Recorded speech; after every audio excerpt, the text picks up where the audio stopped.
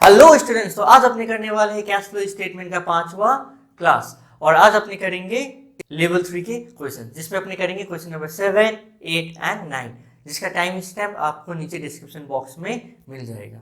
ठीक है sir, question number 7 में अपने नया क्या सीखने वाले। क्वेश्चन नंबर 7 में ना मैंने एक नॉन करेंट इन्वेस्टमेंट का एडजस्टमेंट देके रखा हुआ है। इसका मतलब अपने यहाँ पर नॉन करेंट इन्वेस्टमेंट को लेके कुछ एडिशनल इन्फॉर्मेशन दिया हो तो लेजर कैसे बनाते हैं वो सीखेंगे। और एक मैंने सिक्योरिटीज प्रीमियम रिजर्व भी देके रखा हुआ है, ठीक है, जिसका अलग ट्रीटमेंट होता है। तो सिक्योरिटीज प्रीमियम रिजर्व ये क्या होता है? देखो, कभी भी ना कंपनी अपना सिक्योरिटीज को मतलब इक्विटी से, प्रेफरेंस से, डिबेंचर्स को मार्केट में उसका रियल प्राइस से ऊपर वाले प्राइस में, मतलब फेस वैल्यू के ऊपर, नॉमिनल वैल्यू के ऊपर यदि इश्यू करता है तो वो जो एडिशनल पैसा जो आता है ना, उसको अपने कहाँ पर लिखते हैं? सिक्योरिटीज प्रीमियम रिजर्व में डाल देते हैं। सर, इसका मतलब सिक्योरिटीज प्रीमियम रिजर्व तो फाइनेंसिंग एक्टिविटी हुआ ना? हाँ, बिल्कुल ठीक पकड़ा तुमने। सिक्योरिटीज प्रीमियम रिजर्व क्या होगा? फाइनेंसिंग एक्टिविटी होगा। मतलब इस रिजर्व में ना जो भी एडिशनल पैसा होके रखा होगा वो अपने उसी सिक्योरिटीज के साथ ऐड करके अपने फाइनेंसिंग एक्टिविटी में लिख देंगे कि add issue of so and so securities. तो सिक्योरिटी का पैसा और प्रीमियम रिजर्व का पैसा ऐड करके वहां पर लिख देंगे। ये जो भी कुछ मैंने बोला ना, ये आपको नोट्स में मिल जाएगा, ये तो आपको मालूम ही है। देखिए यहाँ पर सिक्योरिटी प्रीमियम रिजर्व का क्या है? This is created when the securities are issued so to be added with that security in financing. बिना टाइम वेस्ट किए करते हैं question number 7। Following is the balance sheet of Brahma and company for 2 years prepare cash flow statement. तो sir एक balance sheet देके रखा हुआ है, नीचे कुछ नोट्स टू अकाउंट्स भी है, ठीक है। एंड सर यहाँ पर एक सिक्योरिटीज प्रीमियम रिजर्व भी देख लिया मैंने। इसका मतलब कोई सिक्योरिटीज इश्यू होके रखा होगा, ध्यान रखेंगे अपने उसको। तो यहाँ पर नॉन करेंट इन्वेस्टमेंट में कुछ एडजस्टमेंट है तो वहां पर जाके दाग लगा देते हैं। सर नेक्स्टली डेप्रिसिएशन भी देके रखा हुआ है, तो ठीक है, अपने यहाँ पर फिक्स एसेट में भी क्या करते हैं? दाग लगा देते हैं। तो ये दो का लेजर अपने बनाएंगे। तो सर पहला आइटम है शेयर कैपिटल। पहले था 2 लाख, अभी है 3 लाख, मतलब 1 लाख का शेयर्स इश्यू किया होगा, ठीक है। सर इसमें ना कुछ प्रीमियम रिजर्व बोल के भी चीज था, ठीक है, उसको भी देखते हैं। तो यहाँ पर क्या से स्टार्टिंग में 0, अभी 20, मतलब ये जो आपने शेयर्स इश्यू किया होगा ना, 1 लाख का शेयर इश्यू किया, लेकिन इश्यू कितना में किया होगा आपने? 1,20,000 में इश्यू किया होगा। तो अपने क्या करेंगे? फाइनेंसिंग एक्टिविटी में जाएंगे, एड इश्यू ऑफ शेयर्स 1,20,000 लिख देंगे। 1 लाख प्लस 20,000, मतलब 1,20,000 आपका आया हुआ। सेकेंड आइटम है सर रिजर्व एंड सरप्लस। इसमें नोट नंबर दिया हुआ है, नीचे देखेंगे। सर पहला तो सिक्योरिटीज प्रीमियम रिजर्व था, उसको अपने वहां पर एडजस्ट कर ही दिए। नेक्स्ट क्या है? प्रॉफिट एंड लॉस का बैलेंस, ठीक है। तो स्टार्टिंग में था 50, अभी हो गया 45, तो मतलब -5,000 इधर आ गया, -5,000। सर नेक्स्ट आइटम है ट्रेड पेबल्स। से इसमें नोट नंबर देके रखा है, इसको नीचे से देखेंगे। सर ट्रेड पेबल्स में है एक सन्ड्री क्रेडिटर्स, पहले था 52, अभी हो गया 95, तो इसको जाके ऐड कर देते हैं। नेक्स्ट है सर बिल्स पेबल, पहले था 0, अभी हो गया 10,000, मतलब इसको भी ऐड कर देंगे। तो आई बिलीव आप लोग भी मेरे साथ साथ बना रहे हैं, आपके पास ये फॉर्मेट ऑलरेडी रेडी है और आप मेरे साथ साथ लिख रहे होंगे। सर नेक्स्ट आइटम है अदर करेंट लायबिलिटी। सर इसमें भी नोट नंबर देके रखा है, इसको भी नीचे से देखते हैं। सर आउटस्टैंडिंग सैलरीज, पहले था 16,000, अभी हो गया 0, मतलब डिक्रीज हो गया, तो इसको क्या करेंगे? लेस करेंगे। सर नेक्स्ट आइटम है शॉर्ट टर्म प्रोविजन। सर इसमें भी ना नोट नंबर देके रखा है, इसको भी क्या करेंगे? नोट्स टू अकाउंट से ही देखेंगे। सर यहाँ पर है provision for doubtful dates. Sir है तो ये करेंट लाइबिलिटी, इसको अपने करेंट लाइबिलिटी लिखते हैं, लेकिन ये क्या है? एक नॉन कैश एक्सपेंस है। प्रोविजन फॉर डाउटफुल डेट्स मतलब एक नॉन कैश एक्सपेंस, ठीक है। मैं बस एक एस्टिमेट कर रहे हैं हम कि शायद मेरे को डेटर्स इतना पैसा नहीं देगा। तो इनिशियली 2,000 था, अभी 20,000 था, अब मेरे को 18,000 का और डर लग रहा है कि शायद मेरे को पैसा नहीं मिले, और मैंने पीएल अकाउंट में इसको लिख दिया, तो वाकई में कुछ पैसा गया नहीं है। तो इसको क्या करेंगे? अपने ऐड नॉन कैश एक्सपेंसेस बोल के लिखेंगे, ठीक है। वर्किंग कैपिटल में चेंज नहीं करके ऐड नॉन कैश एक्सपेंसेस लिखेंगे। ये जैसे कि मेरे को लग ही रहा था थोड़ा सा हडल्स टाइप का है, तो मैंने यहाँ पर ऑलरेडी नोट में लिखा हुआ है, देखिए, add as non cash expenses in operating, कोई भी प्रोविजन फॉर डाउटफुल डेट्स हुआ तो। सर नेक्स्ट आइटम है फिक्स्ड एसेट्स। सर इसमें ना दाग लगा हुआ है, इसमें ना कुछ एडजस्टमेंट भी है, तो इसका लेजर बना लेते हैं। ये हो गया फिक्स्ड एसेट्स का अकाउंट। सब फिक्स्ड एसेट का डेबिट बैलेंस होता है तो टू बैलेंस शीट में यहाँ लिख दिया ओपनिंग बैलेंस को और क्लोजिंग बैलेंस को यहाँ लिख दिया। और देखते हैं एडजस्टमेंट में क्या देके रखा हुआ है। एडजस्टमेंट में बोला depreciation provided during the year was 35,000, तो इसको यहाँ पर इनकॉर्पोरेट करते हैं। क्या होता है entry, depreciation account debit to fixed asset. ठीक है, और तो कुछ एडजस्टमेंट है नहीं, तो इसको अपने क्या करते हैं बैलेंस। तो इधर था ज़्यादा, इधर कर दिया मैंने 2,60,000, यहाँ पर भी लिख दिया मैंने 2,60,000 और ये हो गया आपका 1,50,000। तो इस साइड बैलेंसिंग फिगर आया तो टू बैंक मतलब परचेज किया मैंने। ठीक है, इस साइड यदि आया होता तो बाय बैंक। सर ये कहाँ चला जाएगा, ऑपरेटिंग एक्टिविटी में ऐड हो जाएगा। सर ये कहाँ चला जाएगा, इन्वेस्टिंग एक्टिविटी में लेस हो जाएगा।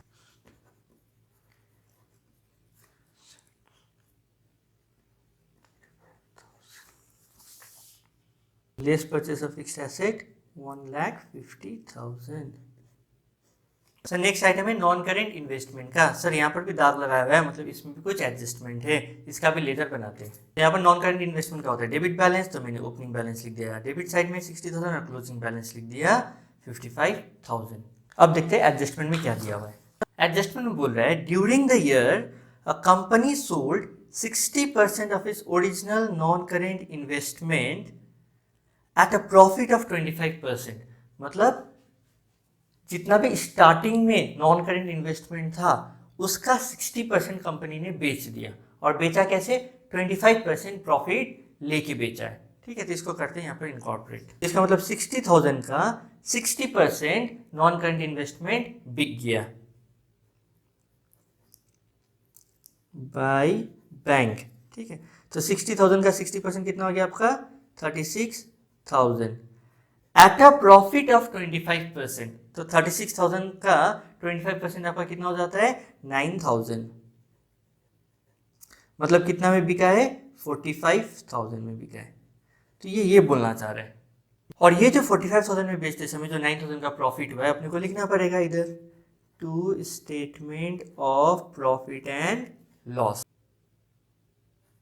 गेन ऑन सेल कितना 9,000, लॉस हुआ रहता है तो इस साइड लिखते हैं भाई statement of profit and loss. तो ये जो मेरे को इन्फॉर्मेशन दिया था ना वो आपने इनकॉर्पोरेट कर दिया। During the year a company sold 60% of its original non current investment at a profit of 25%। ठीक है, तो ये हो गया इधर। अब इसको करते हैं बैलेंस। तो इसका मतलब इधर आ गया आपका 31,000 टू बैंक, मतलब इतना मैंने और इस साल खरीदा है। ये है बैलेंसिंग फिगर। तो यहाँ पर क्या समझ में आ गया सर, ये चला जाएगा इन्वेस्टिंग एक्टिविटी में होगा ऐड, ये इन्वेस्टिंग एक्टिविटी में होगा लेस, और ये ऑपरेटिंग एक्टिविटी में होगा less as a non operating income. Add sale of non current investment कितना में बिका 45,000। फिर मैंने परचेज भी किया less purchase of non current investment कितना में कितना का खरीदा 31,000 का। ये खरीदने में पैसा गया ब्रैकेट दे दिए। और एक था गेन ऑन सेल 9,000, तो उसको कहाँ पर लिखेंगे यहाँ पर gain on cell of non current investment कितना का था सर 9,000, इसको दे देंगे अपने ब्रैकेट। सर नेक्स्ट है इन्वेंट्री। पहले था 50 अभी हो गया 26, मतलब 24,000 से डिक्रीज हो गया, तो इसको कर देंगे ऐड। नेक्स्ट है सर ट्रेड रिसीवेबल्स। पहले था 92 अभी हो गया 1,80,000, 88,000 से क्या हो गया इंक्रीज। नेक्स्ट है sir cash and cash equivalent opening और क्लोजिंग 8,000 एंड 4,000 से इसका सर अपनी ही जगह है, इसको वर्किंग कैपिटल ट्रीट गलती से भी मत कर दीजिएगा। तो इस तरीके से सर अपने बैलेंस शीट में हर एक चीज था सबको कवर अप कर लिए, नोट्स टू अकाउंट्स में भी सब कुछ को कवर अप कर लिए। एक बार एडजस्टमेंट में देख लेते सर ये non current investment cover up हो चुका है, डेप्रिसिएशन भी कवर अप हो चुका है। अब क्या करने से प्लस माइनस करेंगे, आंसर आ जाएगा। सो पहला नेट प्रॉफिट बिफोर टैक्स के लिए सी नोट 1। सो यहाँ पर तो और कुछ भी नहीं था, यहाँ पर आ गया -5000। इसको भी यहाँ पर लिख देंगे -5000। दोनों को ऐड करके आ गया 53000। 53 - 5 हो गया 48000। यहाँ पर आ गया 9000। 39 - 27 इधर आ गया आपका 12000। तो इनकम टैक्स के बारे में कुछ भी नहीं था और इधर आ गया आपका 12000। सो ये पॉजिटिव आया, इसका मतलब ये हो गया आपका कैश इनफ्लो। सो इन्वेस्टिंग में आ जा रहा है आपका 1,36,000 नेगेटिव और इधर आ जा रहा है आपका 1,20,000 पॉजिटिव।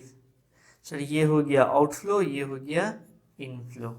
ठीक है सर, A + B + C कीजिएगा, आपका आ जाएगा -4000।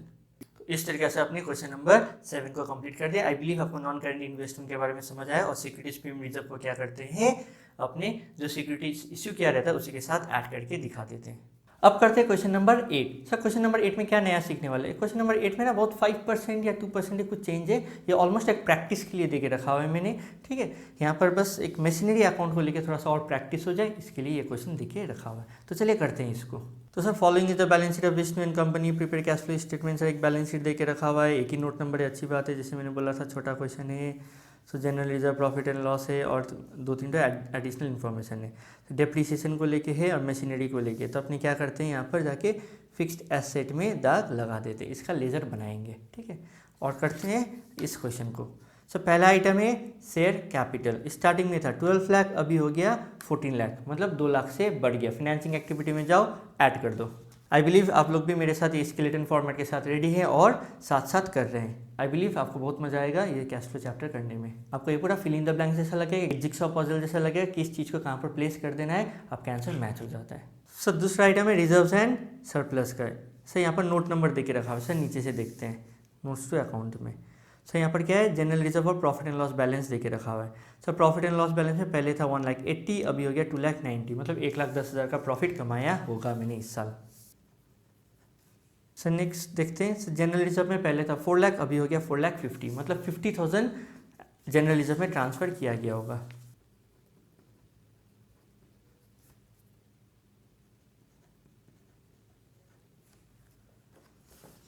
सर नेक्स्ट आइटम है ट्रेड पेबल, 2,10,000, 2,72,000 हो गया। तो इसको क्या करेंगे, ऐड करेंगे कहाँ पर, ऑपरेटिंग एक्टिविटी में जाकर। सर नेक्स्ट आइटम है फिक्स्ड एसेट। सर इसमें दाग लगा हुआ है, इसमें ऑलमोस्ट हर क्वेश्चन में कुछ ना कुछ रहता ही है। चलिए इसका लेजर बनाते हैं। सर ये बना दिया मैंने फिक्स्ड एसेट का लेजर। सो ओपनिंग बैलेंस था डेबिट साइड में लिख दिया, क्लोजिंग बैलेंस था क्रेडिट साइड में लिख दिया। ठीक है, अब देखते हैं एडजस्टमेंट में क्या दिखे रखा हुआ है, उसको इनकॉर्पोरेट यहाँ पर करेंगे। एक दिया हुआ है depreciation charge during the year on plant and machinery amounted to 80,000। तो इसको इनकॉर्पोरेट करते हैं पहले। एंट्री क्या होता है, depreciation account debit to plant and machinery. So और भी कुछ देके रखा हुआ है। Machinery costing ₹80,000। एक मशीन था जिसका कॉस्ट 80,000 था, जिसका बुक वैल्यू है 30,000। आज के डेट में उसका वैल्यू कितना है, 30,000। Was sold at a loss of 40% on book value, मतलब 40% ऑफ 30,000, मतलब 12,000 का लॉस में बेच दिया, मतलब 18,000 में बेच दिया। 30,000 का मशीन 18,000 में बेच दिया और हुआ मेरा 12,000 का नुकसान। चलिए इसको इनकॉर्पोरेट करते हैं। बाई बैंक कितना में बिका सर, 18,000 में बिका।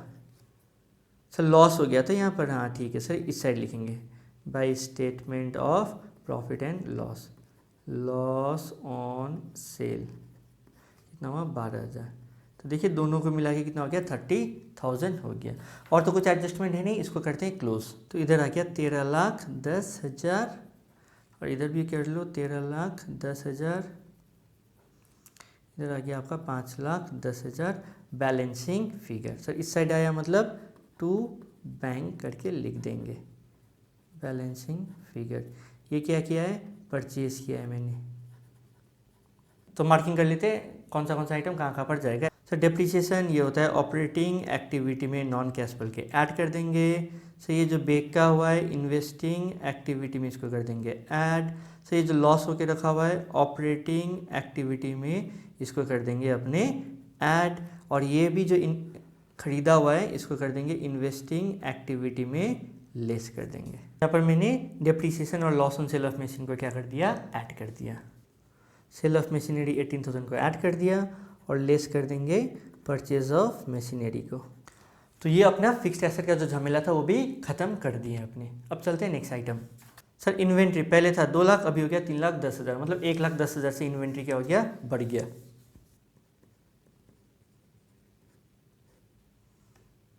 नेक्स्ट आइटम है ट्रेड रिसीवेबल। स्टार्टिंग में था 5 लाख, अभी हो गया 5,80,000, ये भी बढ़ गया, इसको भी करेंगे लेस। सर नेक्स्ट आइटम है cash and cash equivalent. Starting में था 4,90,000, एंड में था 3,22,000, तो दोनों ओपनिंग क्लोजिंग को अपने अपने जगह में लिख देते हैं।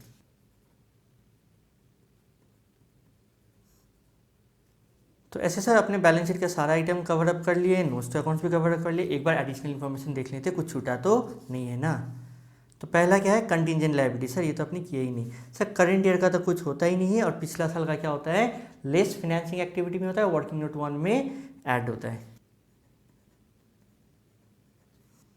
और होता है यहाँ पर ऐड। तो सर इसको भी कवर अप कर लिए। डेप्रीसिएशन वाला तो अपने लेजर बना ही लिए थे, और मशीनरी का भी उसी में लेजर बनाया हुआ था। तो अपने सब कुछ कर लिया, बस प्लस माइनस करेंगे, आंसर अपना आ जाएगा। ओ हाँ सर, ये तो बहुत मज़ा आ रहा है ऐसे करने में। सिर्फ प्लेस करना है कौन सा एक्टिविटी है, प्लस हो रहा है या माइनस हो रहा है, और अपना तो चांदी ही चांदी। तो सबसे पहला item net profit before tax, see note 1। तो नोट 1 में जाते हैं, देखते हैं। तो इसको तीनों को ऐड करके आ गया अपना 2,20,000। इसको अपने लिख देंगे यहीं पर 2,20,000। दोनों को ऐड करके आ रहा है अपना 92,000। इधर कर लेंगे अपने, आ जाएगा 3,12,000। सर नॉन ऑपरेटिंग इनकम कुछ भी नहीं था, इसका मतलब यही हो गया अपना 3,12,000। इधर आ गया नेगेटिव 1,28,000। दोनों को माइनस करेंगे, इधर आ जाएगा 1,84,000। और ये अपना आंसर। सर इनकम टैक्स कुछ भी नहीं था। सर ये आया अपना पॉजिटिव, इसका मतलब ये हो गया सर इनफ्लो। और यहाँ पर देखते हैं 4,92,000 इधर आ गया नेगेटिव में। सर इन्वेस्टिंग में नेगेटिव आना अच्छी बात है, कंपनी ग्रो कर रहा है, मशीन खरीद रहा है। ये हो गया आउटफ्लो। 2,00,000 माइनस 60,000, ये हो गया आपका 1,40,000। ये भी हो गया आपका इनफ्लो। तो तीनों को यदि अपने ऐड करेंगे ना, तो अपना आएगा नेगेटिव 1,68,000, जिसको अपने 4,90,000 के साथ ऐड करेंगे तो आ जाएगा 3,22,000। तो इस तरीके से अपने क्वेश्चन नंबर 8 भी कंप्लीट किए। कुछ ज़्यादा टफ था नहीं सर, बस एक सॉल्यूशन फॉर्मेट के साथ रेडी रहना है और अपने को फिल इन द ब्लैंक्स करते जाना है और अपना आंसर मैच हो जाता है। अब करेंगे अपनी question number 9। Sir question number 9 में अपने क्या सीखने वाले हैं, यहाँ पर एक इंटरेस्ट कैलकुलेशन के बारे में सीखेंगे, और बाकी सब जितने भी एडजस्टमेंट है ऑलमोस्ट अपने सारे पहले करके रखे हुए हैं। ठीक है, तो यहाँ पर एक इंटरेस्ट कैलकुलेशन करेंगे लॉन्ग टर्म बोरिंग्स को लेके। तो चलिए क्वेश्चन देखते हैं। Following is the balance sheet of Mahesh and company for 2 years। Prepare cash flow statement, एक बैलेंस शीट देके रखा हुआ है, एक नोट्स टू अकाउंट्स देके रखा हुआ है, कुछ profit and loss balance, debentures हल्का का देख लिया आपने। ठीक है, new public deposits for accepted on 1 January 2018। Public deposits में दाग लगा देते हैं, वैसे भी ये हिडन एडजस्टमेंट होता है। Machinery costing 2 lakh on which depreciation. Sir machinery में भी आप जाओ और दाग लगा दो। ठीक है, एंड न्यू मशीनरी सब क्वालिटी दाग लगाया हुआ है। Non current investment were sold at a profit of 25%। तो नॉन करेंट इन्वेस्टमेंट में भी आप दाग लगा दो। तो यहाँ पर दाग लगा दिए। अब करते हैं सीक्वेंस वाइज। तो पहला आइटम है शेयर कैपिटल। स्टार्टिंग में था 8 लाख, अभी हो गया 12 लाख, मतलब 4 लाख का शेयर्स इश्यू किया होगा, फाइनेंसिंग एक्टिविटी में ऐड कर देते हैं।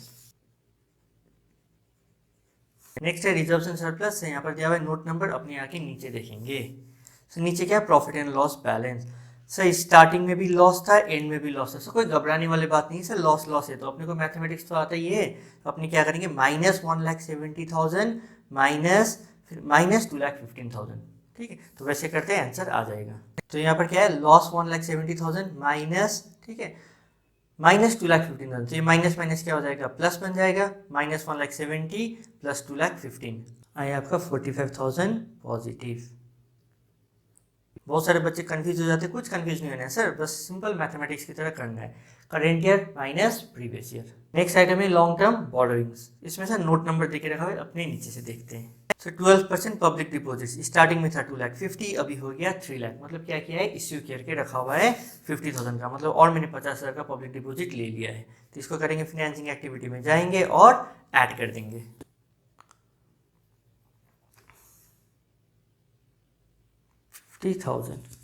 अच्छा, मैंने आपको बोला था कभी भी रेट ऑफ इंटरेस्ट ना एक बोरिंग्स के आगे, चाहे वो डिबेंचर हो, लॉन्ग टर्म बोरिंग्स हो, मॉर्गेज लोन हो, पब्लिक डिपॉजिट, उसके आगे प्रीफिक्स्ड रहता है ना, उसका इंटरेस्ट अपने को कैलकुलेट करना चाहिए। सर ये इंटरेस्ट किसके ऊपर लेंगे, 2,50,000 के ऊपर लेंगे कि 3,00,000 के ऊपर लेंगे? ठीक है, अपने को हमेशा क्या करना चाहिए, यूसेज के ऊपर ध्यान देना चाहिए, कौन सा पैसा कितना यूटिलाइज हुआ है। तो 2,50,000 तो पूरा साल यूटिलाइज हुआ है, और बाकी का जो 50,000 इशू किया है वो कब इशू किया गया है वो अपने को मालूम होना चाहिए। यदि क्वेश्चन में इन्फॉर्मेशन दिया हुआ है तो अच्छी बात है, नहीं है तो अपने 6 महीना मान लेंगे, that is middle of the year में इसको इशू किया गया था। तो देखते हैं एडिशनल इन्फॉर्मेशन में कुछ दिया है। हाँ दिया है sir, new public deposits were accepted on 1 जनवरी 2018। अब बच गए, एजम्पशन लेने का दरकार नहीं है। तो इसका वर्किंग नोट बनाते हैं और इंटरेस्ट कैलकुलेट करते हैं। आपको कभी भी इंटरेस्ट कैलकुलेट करते समय दिक्कत हो ना, हमेशा यूटिलाइज देखिएगा, कितना दिन पैसा यूटिलाइज हुआ है। ये जो 2.5 लाख का पैसा है ना, पूरा का पूरा 12 महीने यूटिलाइज हुआ है। और ये जो एडिशनल 50,000 है ना, वो कितना दिन यूटिलाइज हुआ है, 3 महीना यूटिलाइज हुआ है। तो इसके ऊपर 12 महीना का, इसके ऊपर 3 महीना का।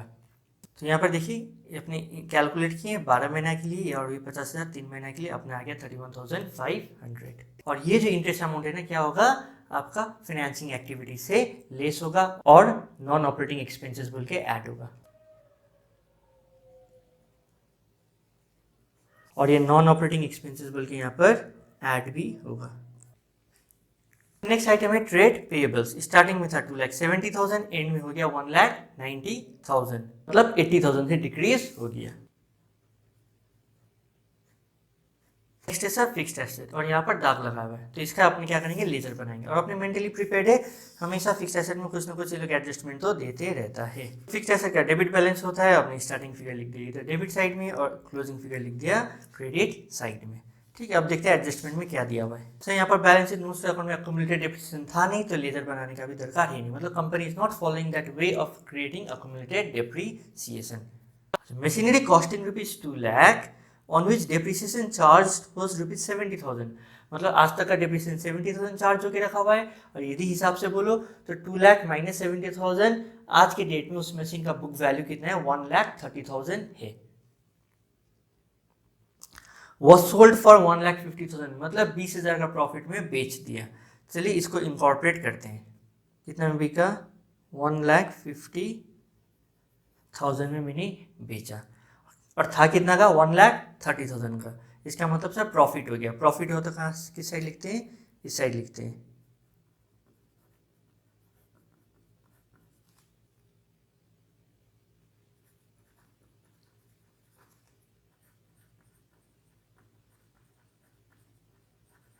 नेक्स्ट है sir new machinery purchase during the year amounted to 4 lakh. अच्छा, इस क्वेश्चन में ना डेप्रिसिएशन का अमाउंट नहीं दिया, आपको क्या दे दिया, कितना का मशीन आपने खरीदा हुआ है। यूजुअली अपने पुराने क्वेश्चंस में क्या देखते थे, बाय डेप्रिसिएशन दे के रखा हुआ था इतना है, और अपने यहाँ पर टू बैंक या बाई बैंक ढूंढते थे। यहाँ पर क्या कर दिया, परचेज वैल्यू दे दिया, मतलब टू बैंक करके दे दिया इधर परचेज का फिगर 4 लाख। ठीक है, अब देखते हैं बैलेंसिंग करके। इधर आ गया आपका 9,20,000, ज़्यादा था, इधर भी लिख देते हैं 9,20,000, और इधर आ गया आपका 80,000 बैलेंसिंग फिगर। और ये जो बैलेंसिंग फिगर है ना, ये क्या होना चाहिए, डेप्रीसिएशन होना चाहिए सर, क्योंकि यहाँ पर एक डेप्रीसिएशन का अकाउंट अपने लिखे ही नहीं है, बाय डेप्रीसिएशन। यदि डेप्रीसिएशन भी लिखा होता ना तो ये हो जाता आपका बाय बैंक। बैलेंसिंग फिगर कितना है, 80,000। और यहाँ पर मार्किंग कर लेते हैं कैश ट्रांजेक्शन और एक्सपेंसेस को, कौन सा कहाँ पर जाएगा। तो ये डेप्रिसिएशन जो है ना ऑपरेटिंग एक्टिविटी में ऐड होता है, ये जो है ना इन्वेस्टिंग एक्टिविटी में ऐड होगा। तो ये जो गेन होके रखा हुआ है ना ऑपरेटिंग एक्टिविटी में लेस नॉन ऑपरेटिंग इनकम होगा। और ये जो 4 लाख है ना, ये इन्वेस्टिंग एक्टिविटी में लेस होगा। डेप्रिसिएशन 80,000, 20,000 का गेन ऑन सेल हो गया था, तो सेल ऑफ एसेट को कर दिया ऐड, परचेज ऑफ एसेट को कर दिया मैंने यहाँ पर माइनस। तो यहाँ पर सर फिक्स्ड एसेट का भी झमेला खत्म। नेक्स्ट क्या है sir, non current investment. Sir यहाँ पर भी दाग लगा के रखा हुआ है, इसका भी एक लेजर बना लेते हैं। तो यहाँ पर अपने बना लिए नॉन करेंट इन्वेस्टमेंट का भी लेजर।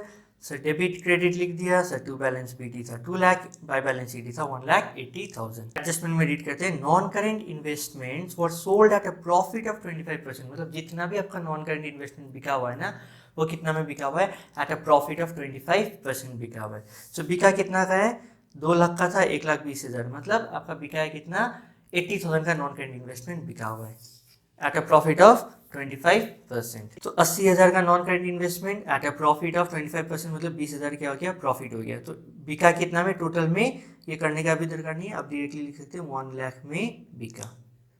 ठीक है, तो प्रॉफिट हुआ तो प्रॉफिट अपने कहाँ पर लिखते हैं, इस साइड लिखते हैं। लॉस होता तो कहाँ पर लिखते हैं, इस साइड लिखते हैं। To statement of profit and loss, मतलब गेन ऑन सेल कितना है, 20,000। दोनों साइड हो गया 2,20,000।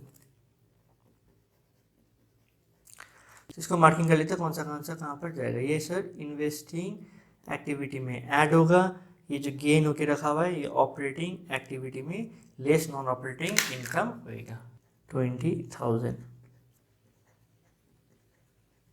सर इन्वेंट्री स्टार्टिंग में था 2,80,000, अभी हो गया 4,60,000, मतलब इंक्रीज हो गया। नेक्स्ट है सर ट्रेड रिसीवेबल। सर इसमें नोट नंबर दिया हुआ है, नीचे से देखेंगे। सन्ड्री डेटर्स पहले था 50, अभी हो गया 1,80,000, मतलब 1,30,000 से इंक्रीज हो गया। नेक्स्ट है सर बिल्स रिसीवेबल, 15,000 था, अभी हो गया 0, मतलब डिक्रीज हो गया, डिक्रीजिंग करेंट एसेट। ऑपरेटिंग में जाके लिख देंगे। नेक्स्ट आइटम है sir cash and cash equivalent. Starting में था 60, अभी हो गया 70, तो इसका अपना ही जगह है, वहीं पर लिखेंगे। तो अपने को मालूम है ए प्लस बी प्लस सी करके आना है 10,000। तो इस तरीके से ना सर अपने बैलेंस शीट में जो कुछ भी देके रखा था आपने सब कुछ कर लिए, नोट्स अकाउंट्स को भी सब कुछ कवर अप कर लिया। एक बार देखते हैं एडजस्टमेंट में कुछ छूटा तो नहीं है। तो ये इंटरेस्ट वाला पंगा था वो अपने कवर अप कर लिए। सर मशीन वाला पंगा था वो भी अपने देख लिए।